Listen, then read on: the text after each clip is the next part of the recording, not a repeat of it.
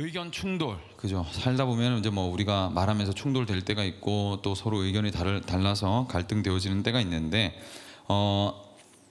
트렌드 코리아 2025 여러분 이 책 다 잘 아시죠? 매년마다 나오는 책인데 이 트렌드 코리아 2025에 보면 대한민국의 어떤 시대적 흐름을 일목요연하게 딱 이렇게 정의를 해가지고 쭉 얘기를 하는 것을 보게 됩니다. 그래서 제가 이제 이게 흥미로워가지고 매년 이렇게 이제 찾아서 보는 편인데 거기에 보면 이런 대목이 하나 있어요.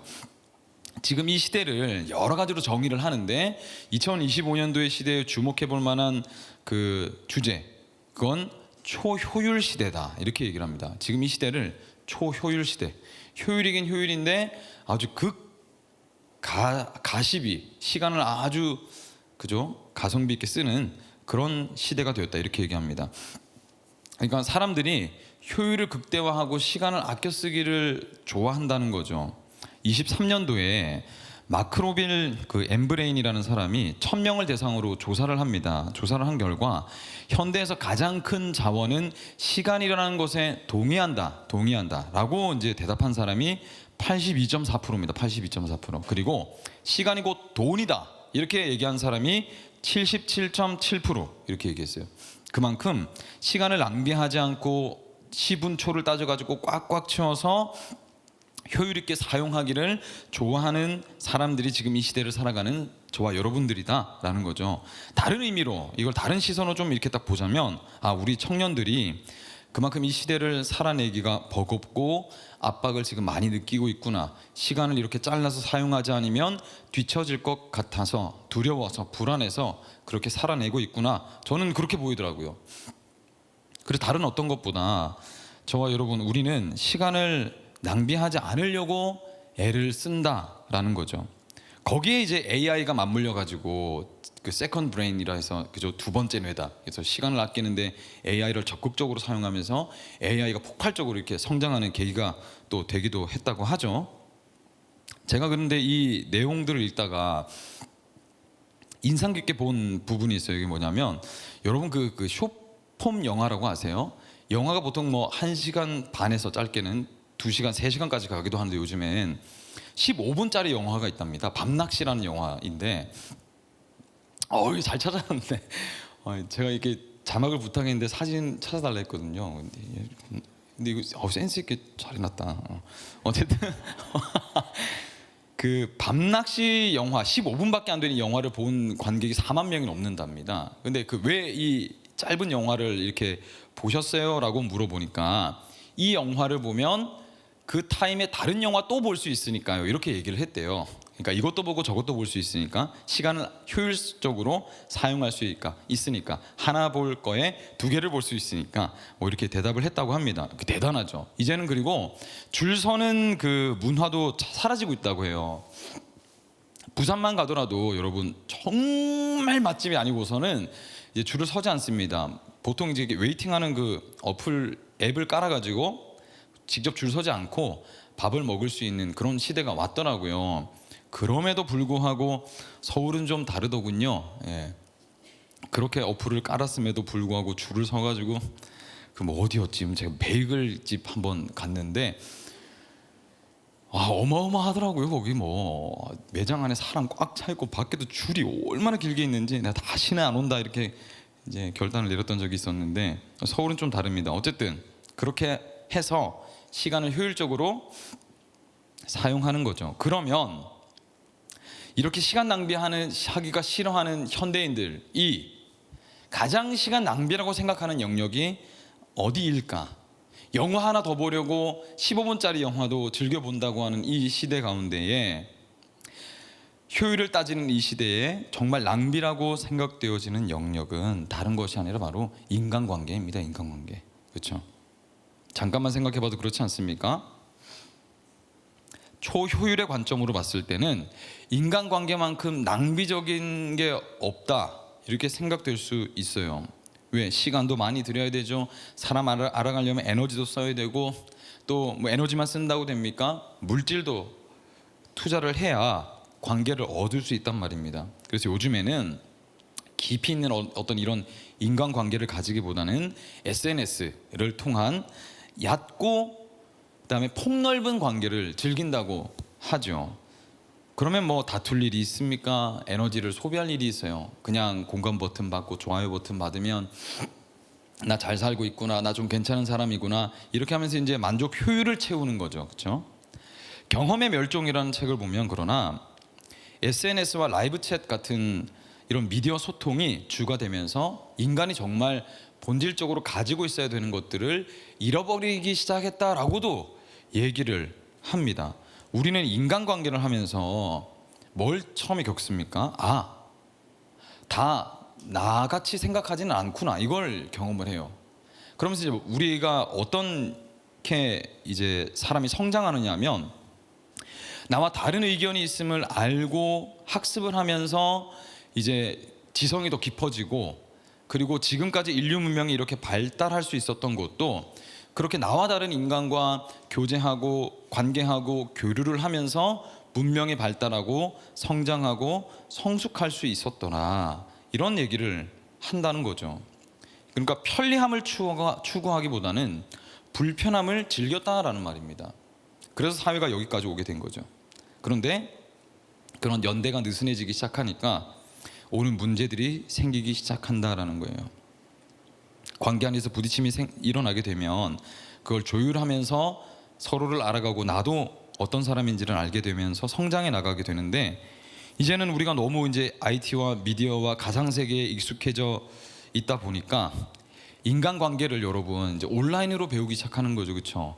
유튜브에 보면 제가 뭐 청소년부 설교할 때 그런 얘기를 했지만, 손절하는 5가지 방법, 손절해야 될 이유, 손절해야 되는 인간상, 뭐 이런 것들을 막 썰을 푼단 말입니다. 그럼 그걸 보고 인간이란 그런 거구나, 내가 손절해야 될 사람이 누구지, 막 이렇게 보면서, 그죠? 나랑 조금이라도 의견이 다르면 저 사람 손절해야 되겠네, 이런 식으로 이제 보기 시작한다는 거죠.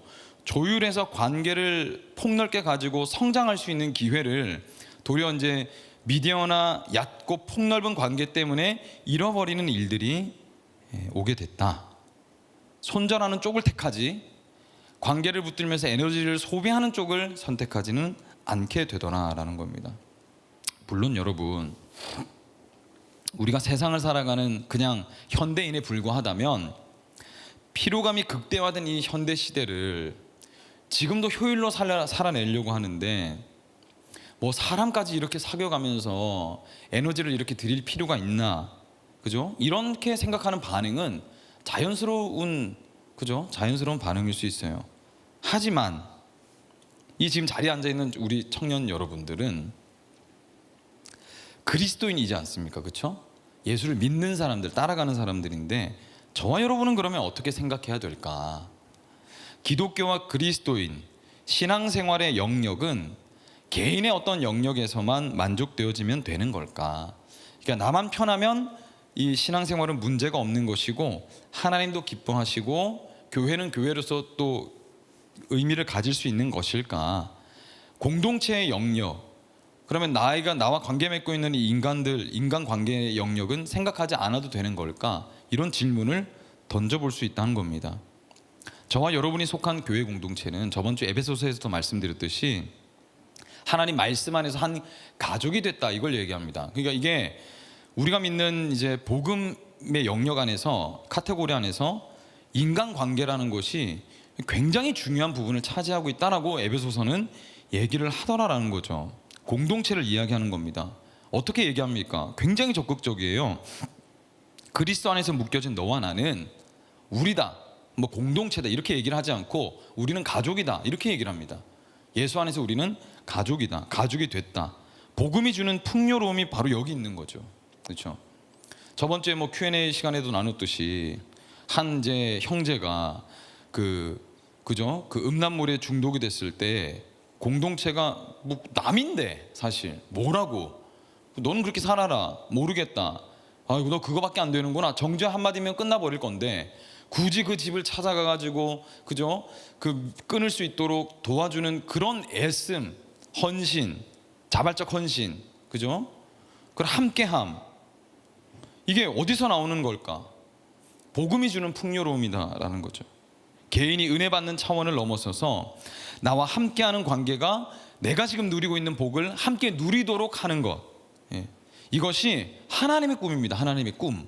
그리고 우리가 때때로 놓치고 있는 영역이죠. 당시에 초대교회 때 교회에 가보면요, 우리가 가보진 않았지만 1세기 그리스도인이라는 책이 있거든요. 나중에 시간 되시면 읽어보시고 초대교회 때 상황이 어땠는지를 가만히 이렇게 보면 기가 막힌 장면들이 연출됩니다. 사도행전도 마찬가지고요. 로마 사회 문화 안에서는, 이 세계관 안에서는 절대 일어날 수 없는 일들이 이제 초대교회 안에서는 펼쳐지더라라는 거죠. 부자와 빈자, 가난한 사람, 주인과 종, 그때 노예제도가 있었으니까 노인과 아이가 다 같이 어우러져서 함께 떡을 떼고 잔을 나누는, 함께 예배드리는 그런 일들이 이 초대교회 안에서는, 당시에는 가정교회가 대부분이었다고 얘기를 하죠. 거기서는 펼쳐지더라라는 거예요. 그야말로 여러분 인류 대통합이 펼쳐지더라라는 겁니다. 복음 안에 있으면 우리는 계급, 위치, 나이 이런 것들이 우선되지 않는다라는 거죠. 그래서 교회에 오기만 하면 이사야서에서 말씀하는 것처럼 사자와 어린 양이 함께 뛰어노는 그런 말도 안 되는 일들이 펼쳐지는 곳이 교회 공동체 안에서 펼쳐지는 일들이다. 교회에 오면 진정한 우리가 있는 거죠. 우리가 예수님이 그러셨기 때문에, 우리를 예수님의 가족으로 받아들여 주셨기 때문에 우리도 내가 지금 옆에 앉아 있는 이 지체들을 단순하게 그냥 남이다, 나 잘 모르는데 좀 낯선데 이렇게 받아들이는 것이 아니라 내 가족이다, 이렇게 보게 된다는 것이죠. 예수님께서 어떻게 행하셨습니까? 이방인이라고 해서, 외국인이라고 해서 차별하거나, 뭐 나랑 눈 색깔 다르고 머리 색깔 다르고 해서 뭐 내외하거나, 아니면 뭐 또 예수님은 유대인이셨으니까 같은 뭐 유대인이라고 특별 대우를 하지 않으셨다는 거예요. 예를 들어서 요한복음 4장에 보면 사마리아 여인을 찾아간 일화가 있죠. 요한복음 4장 3절로 4절 말씀인데 우리 한 목소리 읽어봅시다. 시작. 예수께서는 유대를 떠나 다시 갈릴리로 가셨다. 예, 사마리아라는 곳은 어떤 이제 지역 특성을 가지고 있는가 하면 유대인과 이방인의 피가 섞인 사람들이 사는 곳이 사마리아였어요. 그래서 그 사람들을 사마리아인이라고 불렸죠. 그러니까 한마디로 혼혈 민족이었습니다. 혼혈 민족. 유대인의 피도 가지고 있고 외국인의 피도 가지고 있는 민족. 근데 이 사람들이 문제가 뭐냐면 유대인들의 눈으로 봤을 때 사마리아인은 인간이 아니었어요. 인간으로 취급하지 않았습니다. 왜냐하면 유대인들한테는 혈통이 엄청나게 중요하거든요. 예. 하나님이 선택하신 민족, 여기에 다른 거 섞을 수 없다는 겁니다. 그런데 사마리아, 외국인하고 같이 피를 섞어서 혼혈이 됐네? 그러면 유대인들한테 이 사람들은 짐승처럼 보이는 거예요. 짐승. 예. 짐승 중에서도 상짐승인 겁니다. 절대 상종할 수 없고, 심지어 어떻게 했냐, 사마리아를 가면 이틀이면 갈 길을 사마리아 땅을 돌아가지고 일주일을 가는 거예요. 예, 그렇게 할 정도로 사마리아인들을 혐오했다는 겁니다. 혐오했다. 근데 예수님이 거기를 가셔야겠다는 거죠. 그래서 누구를 만납니까? 그 사마리아라는 곳에서 그 여인을 만납니다. 그 여인. 그 시간이 낮 12시였다고 보통 얘기하잖아요. 낮 12시면 여러분 유대 지방에서는 절절 끓는 시간입니다. 엄청나게 햇빛이 뜨거워가지고 밖을 나올 수 없는 시간, 사람이 돌아다니지 않는 시간. 예? 그런데 그 시간에 이 여인은 나와서 우물에 가서 물을 깃는 거예요. 기르러 가는 겁니다. 왜? 무슨 소문이 나기도 났겠죠. 났어도 난 사람, 그죠? 사람들을 마주칠 수 없는 여인이다, 사정이 있다라는 거죠. 그런데 예수님이 유대인인데도 불구하고 사마리아로 가셔서 사연이 있는, 주변 사람들이 아무도 함께하지 않는 그 여인에게로 갑니다. 심지어 유대 남자가 여자를, 그죠, 외간 여자를 만나면 안 되거든요. 유대인은 남녀 칠세 부동석 우리보다 훨씬 엄격해요. 그런데도 유대 남자로서 이 여인을 만나러 가시는 겁니다. 가장 뜨거운 그 시간에. 왜? 그 영혼을 만나고 이야기 나누고 영혼을 살리려고 예수님이 가셨죠. 그리고 그의 영혼이 구원을 얻게 됩니다. 이 스토리가 우리한테 왜 중요하냐면 이 사마리아 여인이 바로 저와 여러분을 대표하고 있기 때문에 그렇습니다. 우리가 사마리아 여인 같은 사람이었다라는 거죠. 예수님이 사마리아 여인을 만나 주셨듯이 우리를 만나 주실 것이다라는 것을 기대할 수 있게 만드는 말씀인 거예요. 예수님은 사람을 대하실 때 조건을 따지시거나 출신 성분을 따지시거나 이런 분이 아니고 그 사람을 존재 그대로 존귀하게 보고 계시는 분이시구나. 이것을 기대할 수 있게 만든다는 거예요. 주님이 나를 존재 그대로 보시고 보는 걸 넘어서셔서 내 자신의 삶을 우리에게 나눠주셨구나, 내어주셨구나. 여러분, 이게 감동이고 세상이 절대로 하지 않는 일입니다. 하지도 못하고요.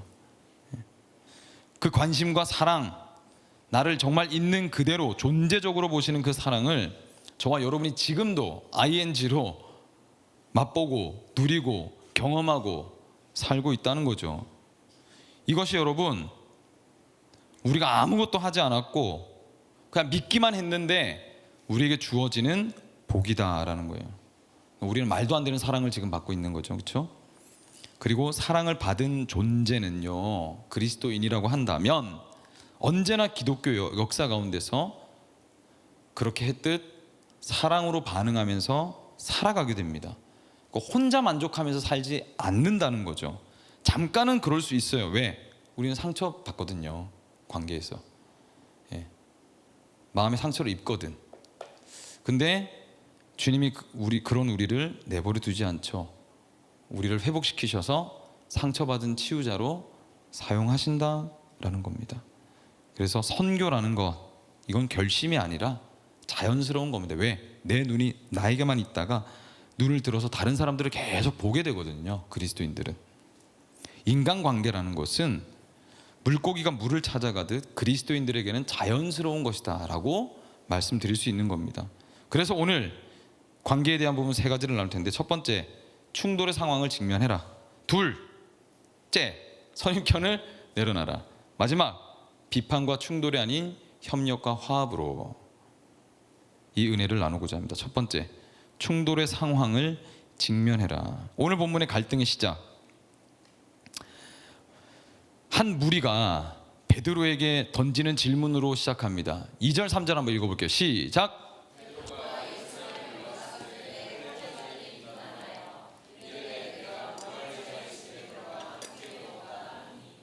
이 물 먹으면 안 되는 거죠? 아니지? 오케이.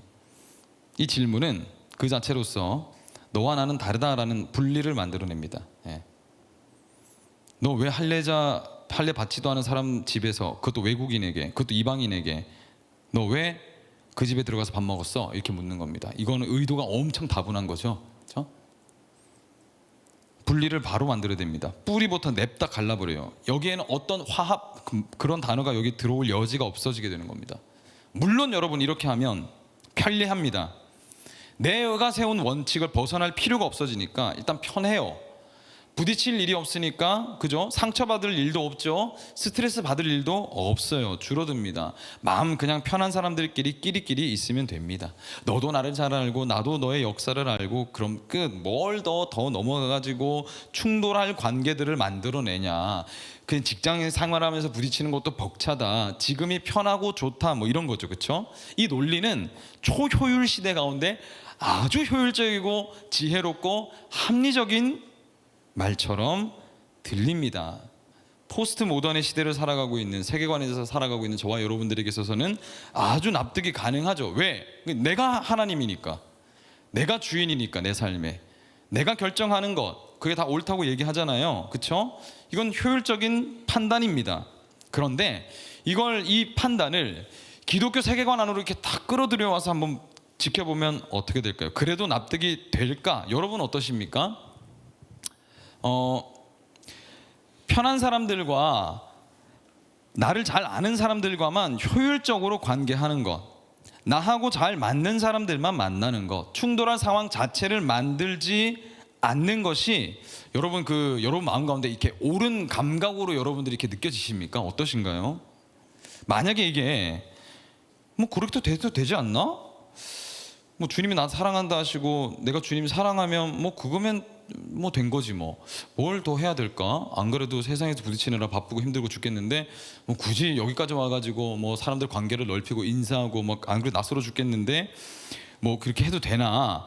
이런 생각이 들 수 있겠죠. 그런데 만약 그 생각으로만 우리 마음이 가득 차 있다면 우리는 아마도 아직 복음을 모르든지 복음을 잊어버린 상태다라고 진단할 수 있다는 거죠.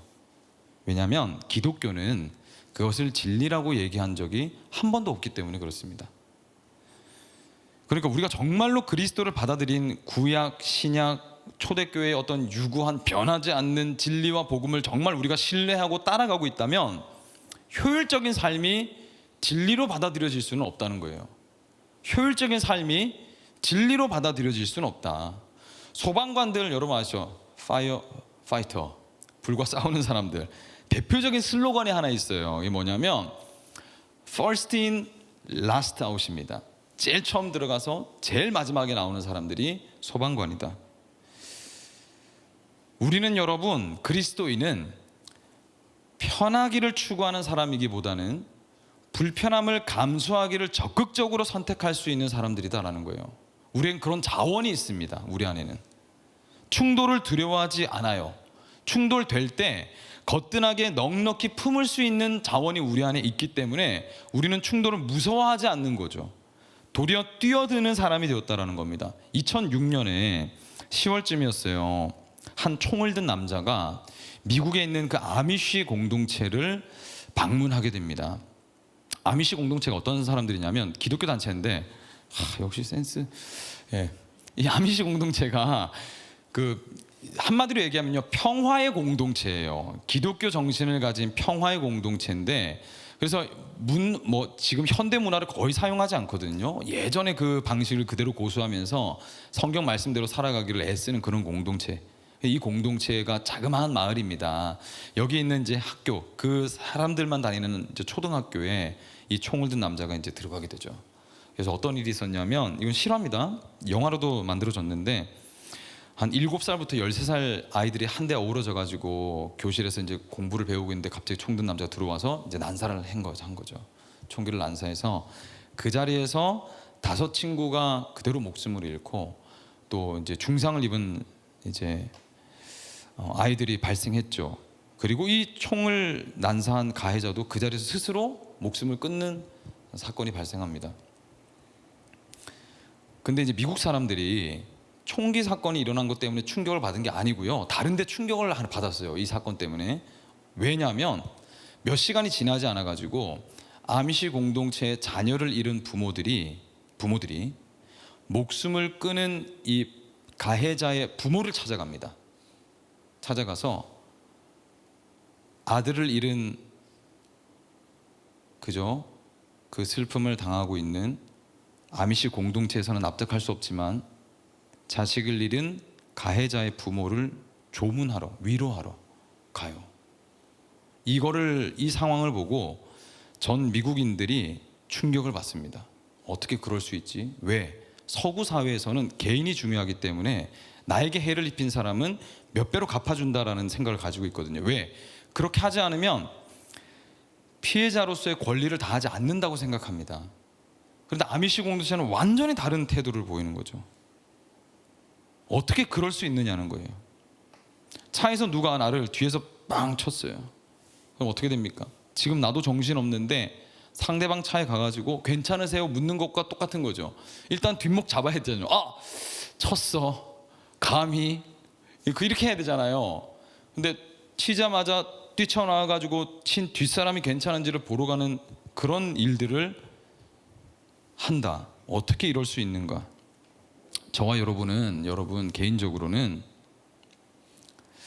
자기 부인의 가치를 가지고 있는 사람이기 때문이고 공동체적으로는요 연합을 배워온 사람들이기 때문에 교회가 여러분 존재하는 이유가 뭘까요? 우리가 지금 이렇게 교회 공동체로 모여 있는데 우리가 존재하는 이유, 왜 우리가 존재해야 될까? 왜 우리가 여기서 하나님을 예배하고 있어야 될까?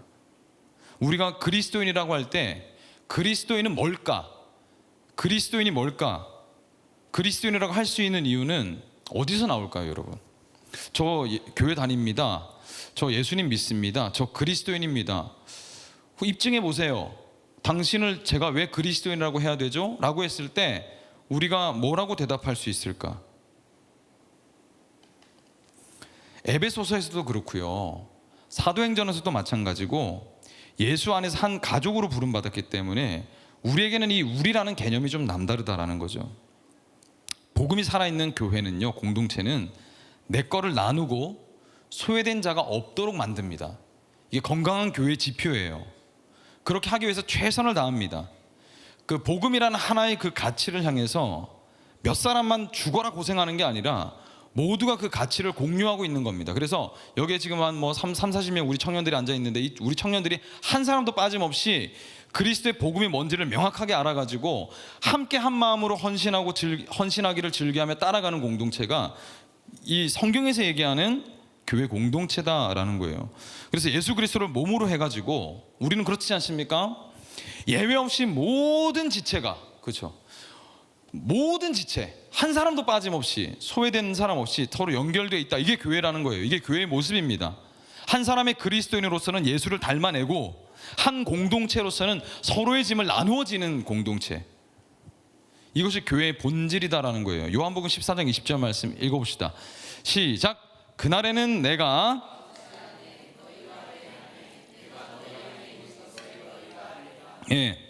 예수의 사람, 예수쟁이 그리스도인들은 정말 극적으로 한번 얘기를 해보자면 내가 예수인지 예수가 나인지 분간되지 않을 정도로 사는 사람을 얘기하는 겁니다.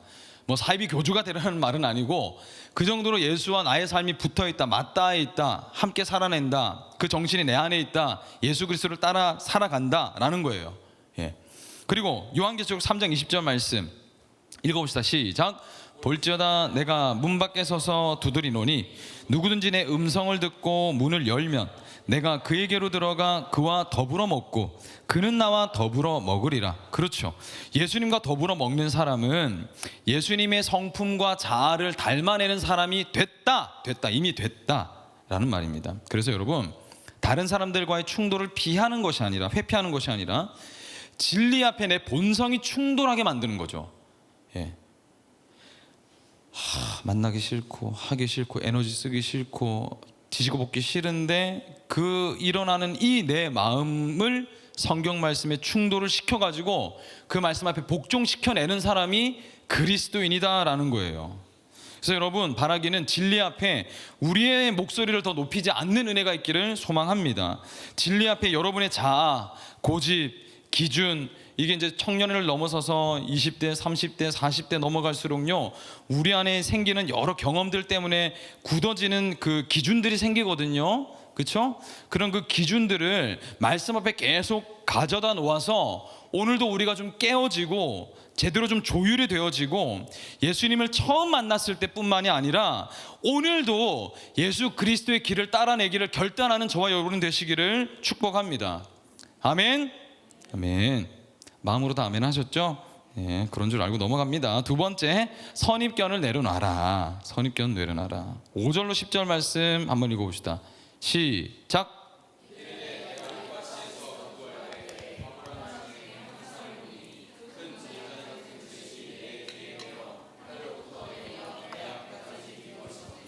이것을 주목하여 보니 땅에 네 발 가진 것과 들짐승과 기는 것과 공중에 나는 것들이 보이더라.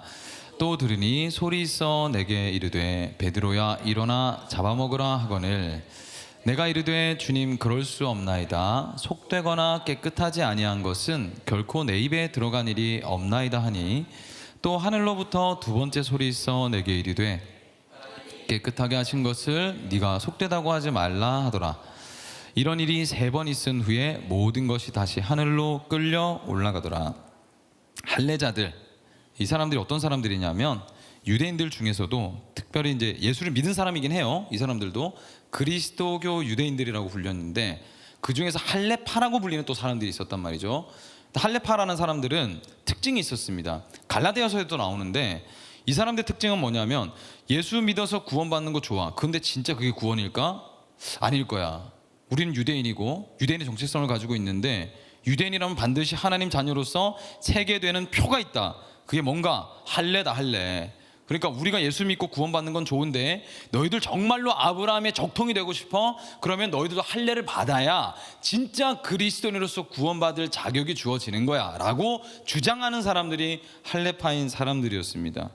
그런데 이제 이 할례파가 베드로에게 묻는 거죠. 베드로, 너 어떻게 지금 외국인들, 그 할례 받지 않은 사람들, 관심도 없는 사람들과 같이 밥 먹을 수 있어? 이렇게 물었던 거죠. 걔네들 소망 없는 애들인데 너 뭐냐? 이렇게 하는 거예요.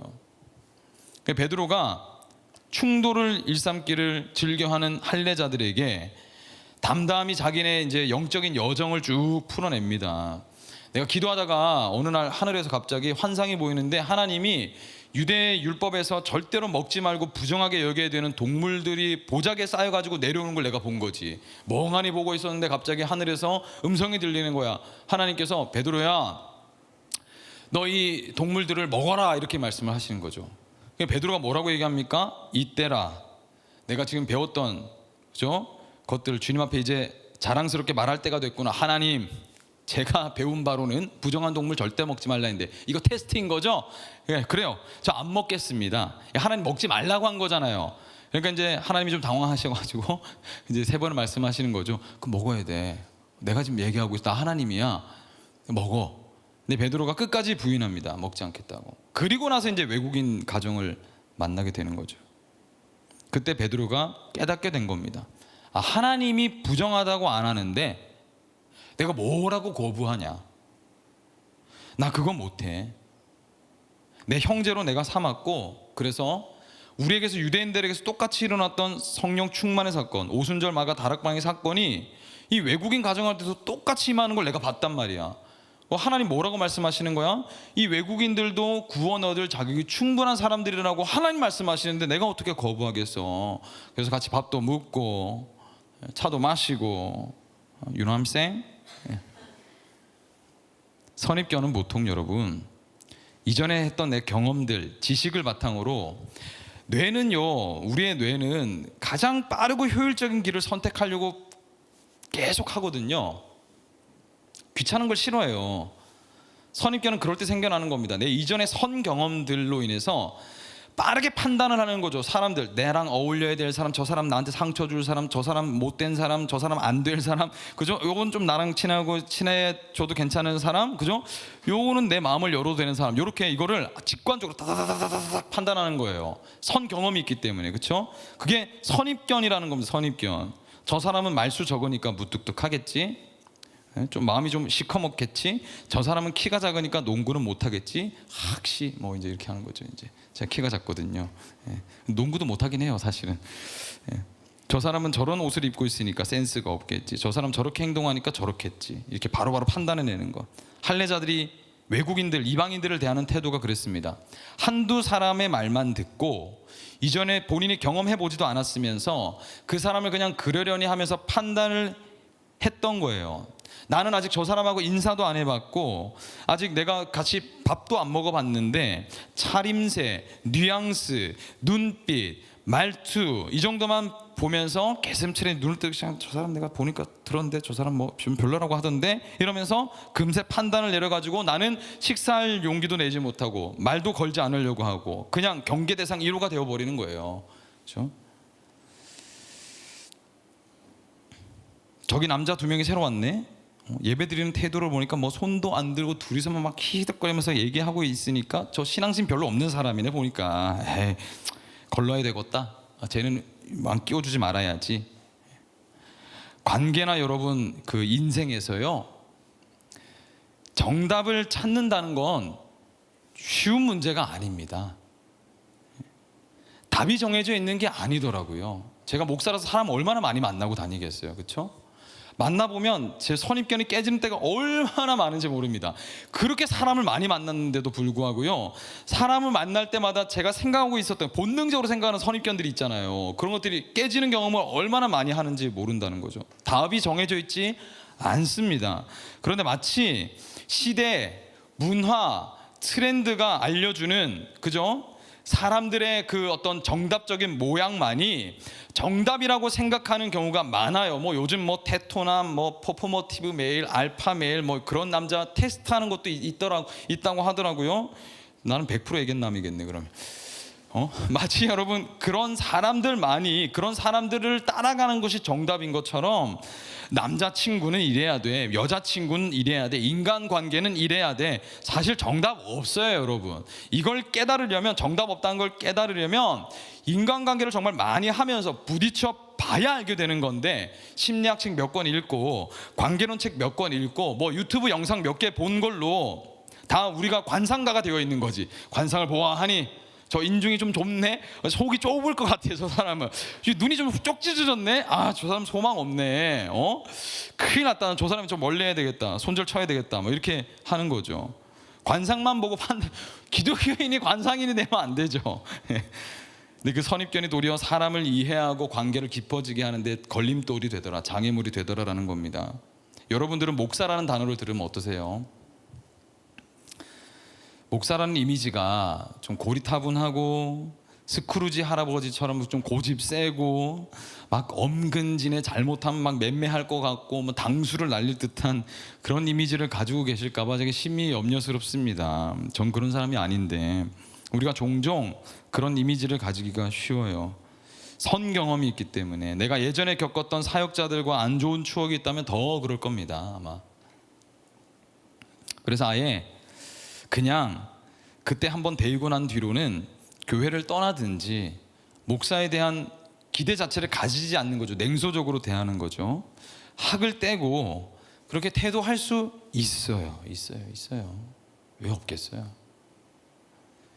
내가 겪어보니 그래. 뭐 그렇더만. 나 이제 마음 안 열래 그냥.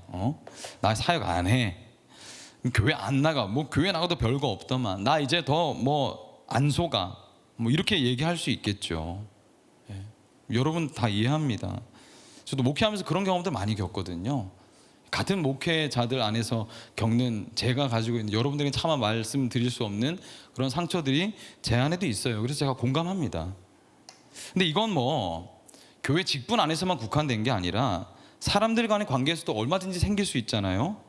몇 번 겪어본 일들로 인해서 우리는 나를 보호해야 되니까 그 사람을, 상황을 마치 우리가 다 안다는 듯이 이렇게 낙인을 탁 이렇게 찍어버리는 경우가 있다는 거예요. 저도 우리도 여기서 자유롭지 못하죠. 효율적이어야 되니까. 그럴 때 필요한 것이 뭡니까? 베드로의 이 담백함을 배우는 거예요. 베드로는 이 할례자들의 충돌 앞에 자신의 고백을 쭉 이렇게 설명해 줍니다. 굳이 설명할 필요 없는데, 손절치면 그만인데, 그렇죠? 그랬더니 어떻게 흘러갑니까? 이 할례자들이 하나님이 일하신다는 것을 깨닫고 인지하고 하나님께 도리어 영광 올려드리며 초대교회가 더 힘을 얻어서 연합하는 모습으로 나아가게 되는 것을 보게 된다는 거죠. 만약에 베드로가 여기서 감정적으로 반응했다면, 이전에 베드로가 그랬던 것처럼, 그렇죠? 그 예수님 잡으러 온 사람 귀 팍 잘라버리고, 그죠? 이렇게 했던 불같은 베드로의 본인 성격대로 원래 했다라면 이 할례자들은 복음의 능력을 맛도 보지 못하고 끝났겠죠. 예. 이 할례자들은 복음을 경험하지 못했겠죠. 하나님의 사랑이라는 것이 벽이 없고 한계가 없는 사랑이라는 것을 맛보지 못했을 가능성이 큽니다. 베드로가 도리어 이들이 하나님께로 나아갈 수 있는 길을 가로막는 사람으로 될 수도 있었겠죠. 저와 여러분이 이번 한 주간 우리가 살아가는 삶의 여정들 가운데에 이런 선입견들을 조금씩 내려놓고 무너뜨려 보는 시간들을 가져봤으면 좋겠어요. 한 사람, 한 영혼이 하나님 앞에서 얼마나 가능성 있는 존재들인지를 여러분들께서 열어주시고 회복시켜 주는데 여러분 쓰임받는 여러분들이 되시기를 원합니다. 그러려면 여러분 기회를 한 번 더 줄 수 있는 여유가 필요해요. 한 번 더 기회를 줄 수 있는 여유. 그 넉넉함을 어디서 우리가 얻을 수 있을까? 목사님, 제가 목사님 잘 모르시겠지만 제가 여러 사람들한테서 제가 뭐 기회를 주고 마음을 열고 다가갔지만 제가 그때마다 상처받고 제가 그 얼마나 많이 제가 마음을 어려움을 당했는지 목사님 모르시잖아요. 예? 그렇게 말씀하시면 안 되죠. 그렇게 생각하실 수 있죠. 예? 그런데 한편으로 상처 많이 받고 내 마음의 문이 다 닫혀버렸는데도 불구하고 이 다시 한번 열어볼까? 이런 어떤 마음의 그 동기부여, 이 한 번 더 여유를 줘보자, 기회를 줘보자 하는 여유는 어디서 얻을 수 있을까?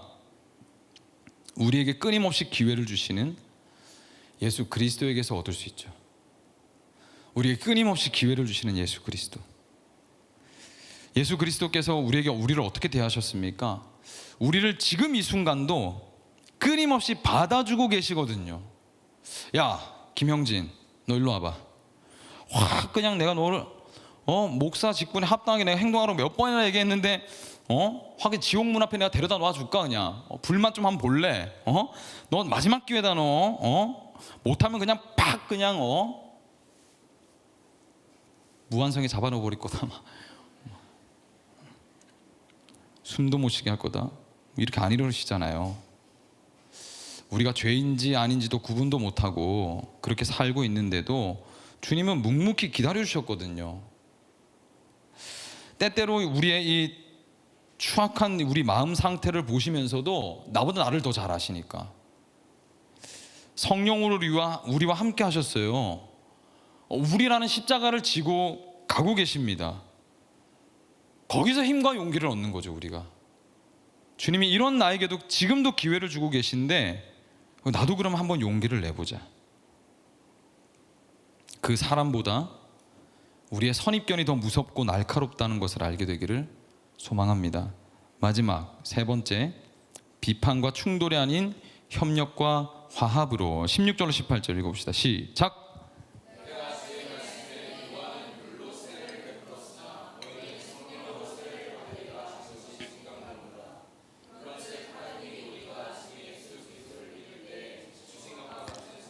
그들에게도 주셨으니 그들이 이 말을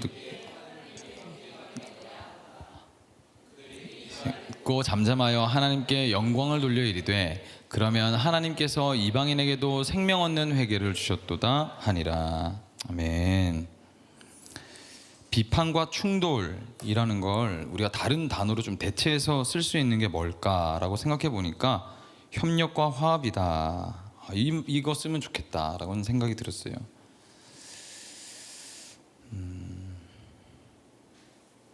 고민하고 노력하는 흔적들을 우리가 인정해주고 너무 새로워가지고 낯설면 설명을 요구하면 되죠. 내가 이해 못할 것 같으면 이해를 시켜달라고 한마디 덧붙이면 되는 일들이 우리 주변에 얼마나 많은지 모릅니다. 우리가 잊지 말아야 될 것은요, 그리스도인으로서의 품격이고 그리고 다정함입니다. 다정함, 따뜻함. 그 따스함 한 스푼, 그거. 그렇죠? 베드로는요, 비판과 의견 충돌 앞에서 그걸 폭발시키지 않고 잠잠히 받아 넘겼어요. 그 순례의 여정을 설명하지 않았다면 기독교 두 개 됐겠죠. 우리 청년부가 이제 어림짐작으로 한 30명, 40명 그렇게 지금 앉아 있는 것 같아요. 이 정도면 사실 모두가 다 막역하게 친해질 수는 없지만 조금만 관심을 가지면 이름은 알 수 있습니다. 이름은 알 수 있어요. 이름 정도는 알 수 있고 얼굴은 당연히 알겠죠, 그렇죠? 얼굴은 당연히 알 수 있습니다. 제가 지금 당장 우리 일어나가지고 내가 모르는 사람 5명한테 가서 인사해봐라 이렇게 하진 않을 겁니다. 걱정하지 마시고. 그렇게 할 수도 있어요. 근데 전 극피니까 갑자기 확 할 수 있습니다. 근데 오늘은 안 하겠습니다.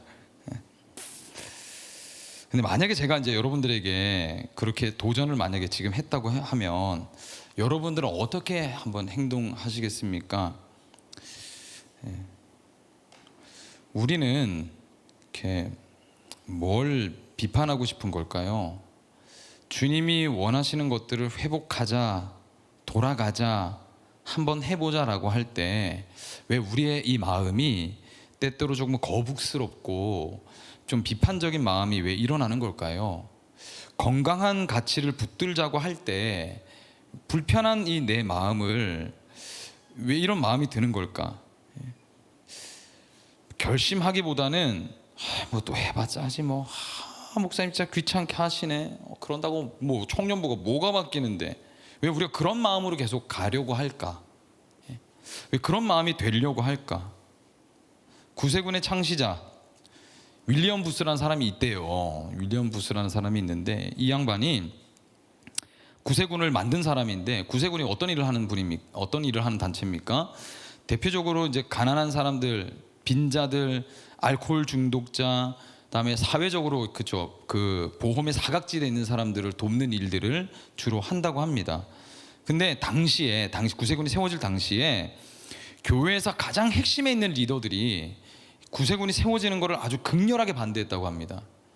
반대한 이유가 뭐냐면 당시의 기독교의 역할은 영적인 사람들의 영적인 변화만 하면 되는 거지, 우리가 뭐 굳이 이렇게 사회 구원에 앞장서야 되냐라는 이런 생각을 가지고 있었더래요. 또 왜 반대했냐? 이런 실천적인 어떤 행동들이 전통 교회를 위협한다고 생각했던 겁니다. 우리에게의 위협은 뭘까요? 지금 다정함으로 우리가 좀 함께 화합해보고 우리 한번 협력해 봅시다. 우리 서로 좀 인사 좀 나누고 눈치도 조금 하고, 안녕하세요, 왔죠? 아이고 감사합니다. 이름이 뭐 이렇게 물어보는 거, 이런 도전을 하면 여러분 왜 우리 마음이 때때로 이렇게 불편할까? 내 마음은 그렇게 하기 싫거든요. 나 혼자 지금까지 편하게 잘 살아왔거든요. 더 뭔가 에너지 쓸 필요가 없다고 생각하는데 진리의 말씀은 그렇게 하라고 얘기를 하니까 나는 변하기 싫어서 마음이 계속 충돌되므로 하기 싫은 마음들이 계속 올라오는 겁니다. 나는 순종하기 싫은 거예요. 해봤자 안 된다는 생각으로 하기 싫은 것에다가 명분을 계속 주려고 하는 거죠. 예. 아니면 내가 왜 지금까지 한번 그렇게 생각을 해보질 못했지? 왜 조금 더 해보질 못했을까? 라는 그런 여러분 찔림이 있으십니까? 아니면 큰일 났다, 이제 목사님 인프 피고 극피라고 하는데 앞으로 이제 막 일어나가지고 인사시키고 하면 어떻게 하나? 야, 이거 빠른 판단이 필요한데 다음 주부터 당장 교회를 옮겨가야 되겠다. 좀 괜찮은 교회 어디 있나? 이런 생각이 차오르고 계십니까? 왜? 귀찮고 하기 싫고 우리가 불편하기 때문에 교회를 옮기거나 뭐 나오지 않거나 그런데 소극적이라면 한번 잘 생각해봐요, 여러분. 결국 나와 똑같은 사람들이 이런 생각을 가진 사람들로 채워진 교회, 아무것도 하지 않는 거죠. 거기는 도전도 하지 않고 몇 가지 교훈을 던져주고 아멘하고 그러면 끝나는 교회. 그런 데를 만약에 여러분들이 잘 찾았어. 어떻게 그 찾는 것도 능력인데 잘 찾아서 갔어. 만약에 지금 여러분들이 이제 새신자가 되는 거잖아요. 근데 아무런 환대도 없네. 그 공동체에 여러분들이 살아남을 수 있을까요? 내가 편하게 생각하는 쪽으로 가득 채워진 그 교회를 새신자로 내가 가면 우리는 거기를 잘 버텨낼 수 있을까? 도전 없이 늘 우리가 하던 대로 그냥 편안하게 감수해 보지 않고 신앙생활 같아 보이는 삶을 사는 것이 괜찮은 것인지 여러분 스스로에게 한번 질문해 보세요. 질문해 봤으면 좋겠어요. 하나님이 살아계시는 하나님 영원히 살아계시는데 앞으로도 새로운 도전 앞에 하나님께서 우리를 끊임없이 계속 세워내실 거예요. 하나님은 절대 포기 안 하시거든요. 우리가 바뀔 때까지. 저도 그 도전 나중에 기회가 되면 말씀드릴게요. 저번 주도 하나 말씀드렸잖아요, 그렇죠? 그런 도전들이 끊임없이 하나님이 주십니다. 내가 원하든 원하지 않든 간에. 형진아, 이거 한번 해볼래? 그래서 막 헉헉거리면서 막 이제 넘은 것 같아. 산을 넘었으니까 자 형진아, 그럼 이것도 한번 넘어볼까? 이렇게 계속 하시는 거예요, 이렇게. 왜냐면 그래야 그리스도인으로 점점 바뀌어 가니까, 변화되어져 가니까, 만들어져 가니까.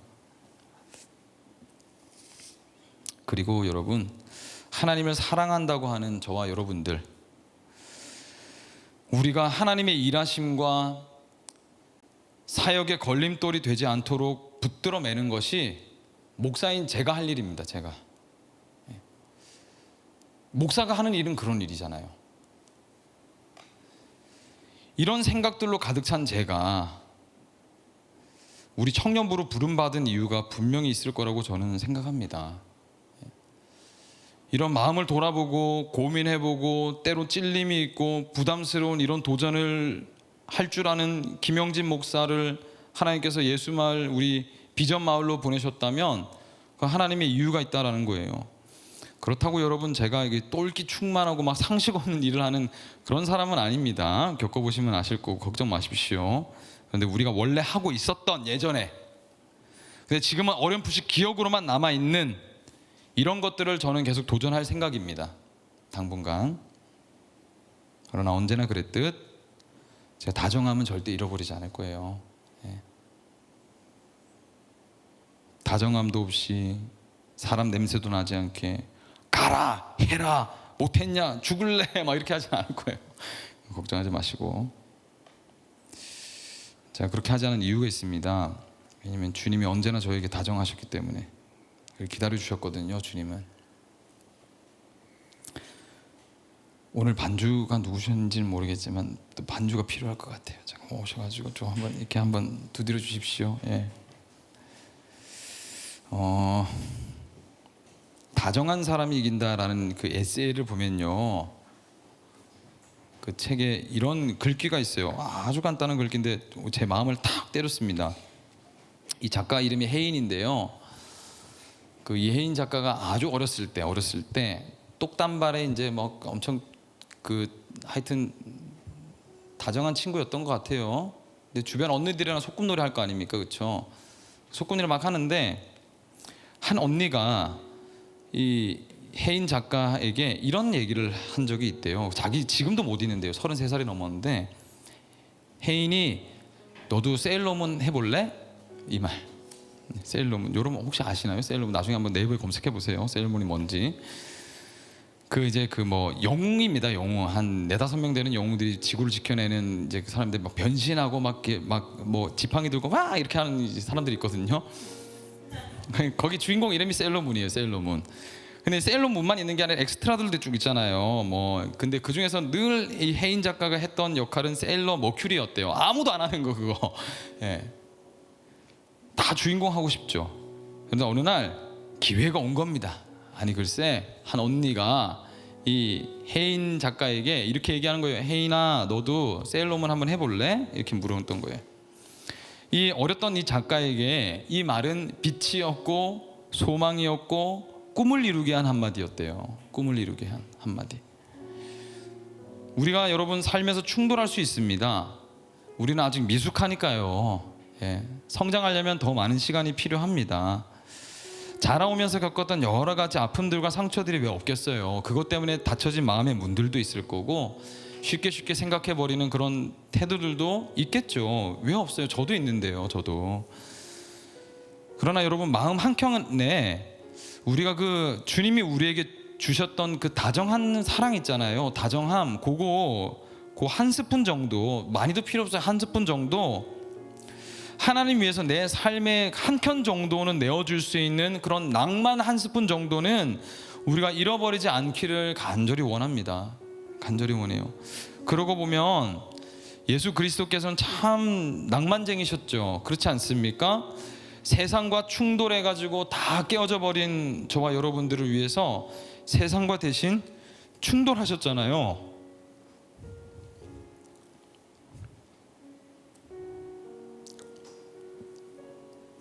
여러분 그 사랑이 우리 안에 아직 숨쉬고 있지 않습니까? 그 예수님 사랑 생각하면 여러분 가슴이 뛰지 않으십니까? 가슴이 뛰셔야 돼요. 여러분 그거 잃어버리셨으면 그거 다시 뛰게 하셔야 돼요. 다 잃어버리셔도 여러분 그거 잃어버리시면 안 됩니다.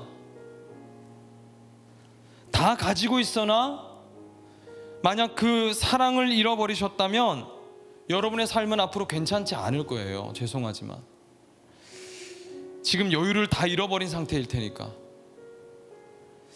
앞으로 하나님께서 우리 청년부에 새로운 바람이 불게 하실 줄로 저는 믿습니다. 새로운 영혼들도 보내주실 줄로 믿어요. 그 전에 우리 청년부가 잘 준비되어 있기를 원합니다. 우리는 먼저 믿은 자들이니까, 먼저 알았으니까. 목사님 무슨 또 새 영혼입니까? 무슨 새로운 바람이에요. 그 바람 필요 없고 잔잔한 게 좋습니다. 편안한 게 좋습니다. 아니요.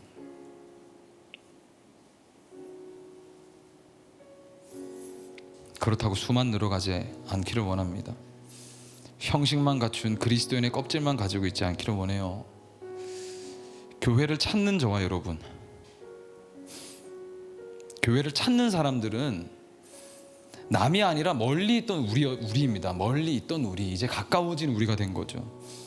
친구를 필요로 하는 사람일 수 있고 가족을 필요로 하는 사람일 수 있어요. 그렇지 않습니까? 우리가 이 시선을 가지고 있기를 원합니다. 다시 한 번 더 이혜인 작가의 표현을 응용하자면 몇 마디의 말보다 우리가 좀 앞서 나가서 대뜸 품어줄 수 있는, 품을 내어주는 우리가 어른이 됐으면 좋겠어요. 품을 내어줄 수 있는 어른들, 우린 다 성인이니까 사람들을 키워내고 기회를 나눌 줄 아는 영웅들이 되셨으면 좋겠어요. 그렇죠. 따뜻하고 다정한 영웅들이 많아지는 우리 비전마을 청년들이 되시기를 축복합니다. 오늘도 우리가 한 번 더 용기 내어서 우리의 품을 내어 주실 수 있도록 세상과 충돌하신 예수 그리스도께서 우리를 기다리고 있습니다. 그리스도께로 오십시오. 우리 주님 찬양하며 나아갑시다.